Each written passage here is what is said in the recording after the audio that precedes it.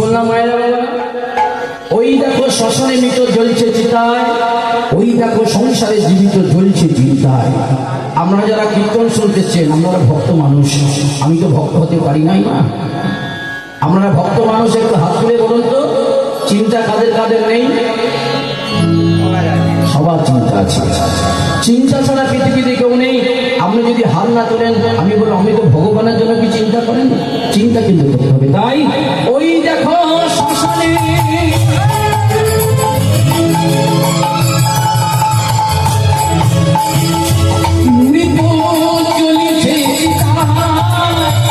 ওই দেখো সংসারে জীবিত জ্বলিছে চিন্তায়, ওই দেখো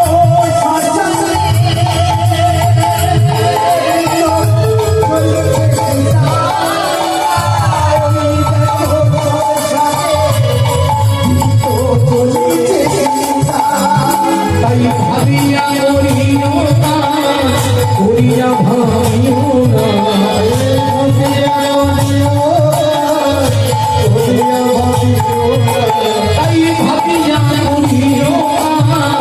করিয়া ভাবিও না, তাই ভাবিয়া করিয়া ভাবিও না। দেখো দেখো সব কিছু তোমার পিতা যেমন করবো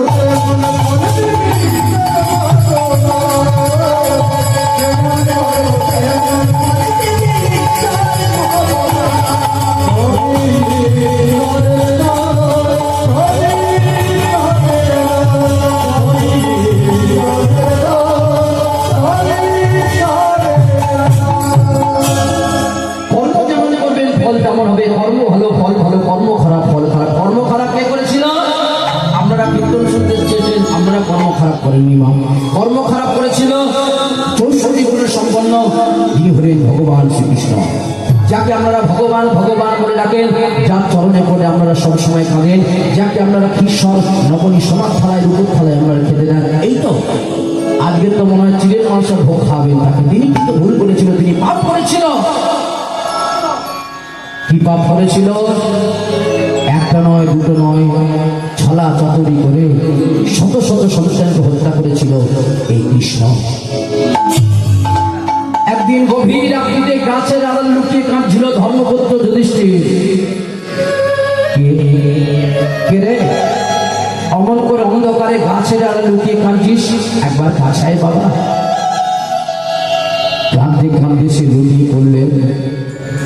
যিনি ধর্মপথে থাকেন জান্নাত হলো ধর্মপুত্র যুধিষ্ঠির। কাঁদতে কাঁদতে সে লুটিয়ে পড়লেন 100 ভাইয়ের মা গান্ধারী জননীর চরণে। জ্যাঠাইমা,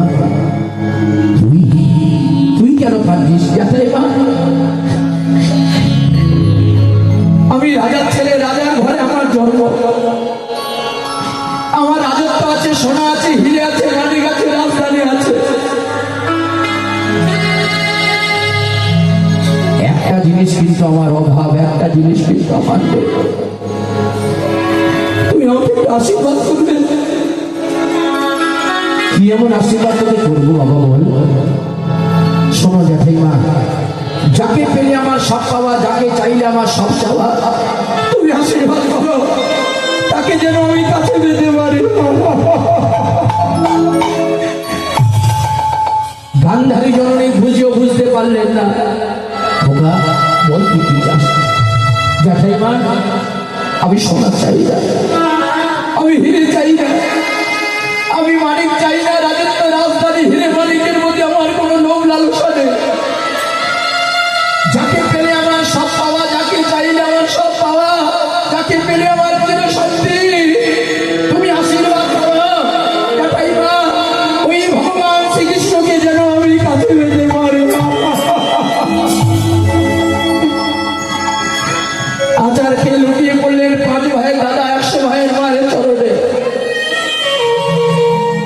ভক্তমন্ডলী, ভক্তিমতী মায়েরা, এই যে 5 ভাইয়ের দাদা 100 ভাইয়ের মায়ের চরণ জড়িয়ে ধরে বলছে, সে চাইছে সোনা চাই না, দানা চাই না, হিরে চাই না, মানিক চাই না, আমি ভগবানকে চাই। পাশে থেকে দাঁড়িয়ে কিন্তু অট্টহাস্য করে হাসছে।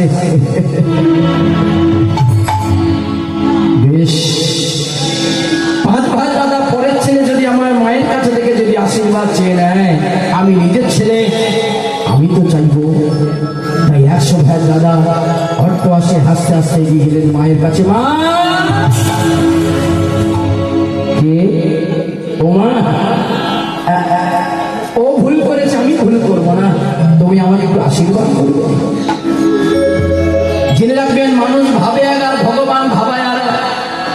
এই যে লকডাউন হলো, মানুষ কি ভাবতে পেরেছিল লকডাউন হবে? আবার নাকি এবছর হবে করছিল, কিন্তু হলো না। হলে বিপদ হতো, আর হলে ক্ষতি হতো কাদের? যারা চাষবাস করে তাদের কোনো ক্ষতি নেই, ক্ষতি আমাদের। আমরা যারা কীর্তন গান বাজনা করি আমাদের ক্ষতি। কেন? এই সময়টার জন্য আমরা অপেক্ষা করে থাকি, আর ঠিক করোনাটা এই সময় বেরোবে, আগে বেরোবে, পরে বেরোবে। যাই হোক, জেনে রাখবেন ভগবান যা করে মঙ্গলের জন্য। এই যে লকডাউন হয়েছিল, এটা মঙ্গল। এই যে লকডাউন হলো, এত কিছু হলো, এর জন্য দায়ী হলাম আমরা গো মা। আমাদের ভুলের জন্য তো এত কিছু, আমরা ভুল করি বলে তবে তো এত কিছু হবে। যাই হোক, তাহলে ভক্তমন্ডলী, ভক্তিমতী মায়েরা, এইবার ওই 100 ভাই দাদা মায়ের কাছে গিয়ে বললো, মা তুমি আমাকে আশীর্বাদ করো। ছেলে যখন মায়ের কাছে আশীর্বাদ চাইতে যাচ্ছে, গান্ধারী জননীর মনে মনে চিন্তা হলো, পরের ছেলেটা সোনা চাইল না, হিরে চাইল না, মানিক চাইল না, সে ভগবানকে চাইল। আমার নিজের ছেলে তার থেকে কিছু দামি কিছু চাইতে পারে। মানুষ ভাবে এক, ভগবান ভাবায় আর এক, হয়ে গেল ভুল।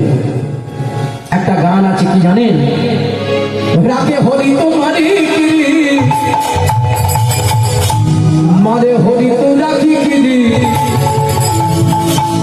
বিশ্বজনা জান মহিমা, সে সাকি তো হরি হরি হরি হরি হরি হরি তোমাকে, হরি হরি তোমাকে,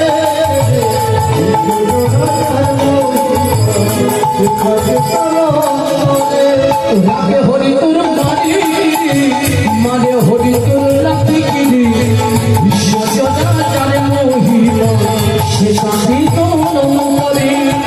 রাখে হরি তো মারি, আরে হরি তো রাখি, বিশ্বজনা জান মহিমা, সে সাকি তো জান মহিমা কি।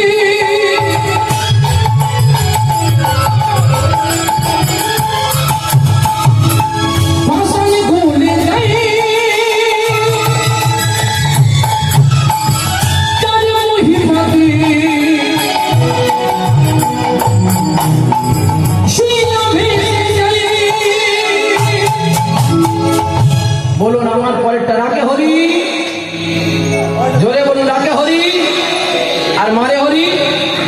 রাখে কে নয়, রাখে এলআইসি, মরে গেলেই টাকা। তো এলআইসি এজেন্ট নেই তো, ওরা বাড়িতে গিয়ে বলে, দাদা এলআইসি করুন। আচ্ছা, আপনি কি টাকা পাবেন? আমি সুজয় পাই। আমি যদি একটা এলআইসি করি, আমি যদি মরে যাই, টাকা আমি পাবো। তাহলে পাবে কে? আমার পরিবারের লোক, আমার ছেলে টাকা পাবে। তাই বলি, ছেলে তো টাকা নিয়ে নষ্ট করে দেবে। তাই টাকা যদি রাখতে হয়, এলআইসি কোম্পানি ঘরে না রেখে গৌরহরি কোম্পানি ঘরে টাকা রাখুন। এই প্রতি বছর যেমন এরা গৌরহরি কোম্পানি ঘরে টাকা রাখছে, এ সুদে আসলে ঠিক ফেরত আসবে, টাকা মার যাবে না, এ আসবে আসবে আসবে।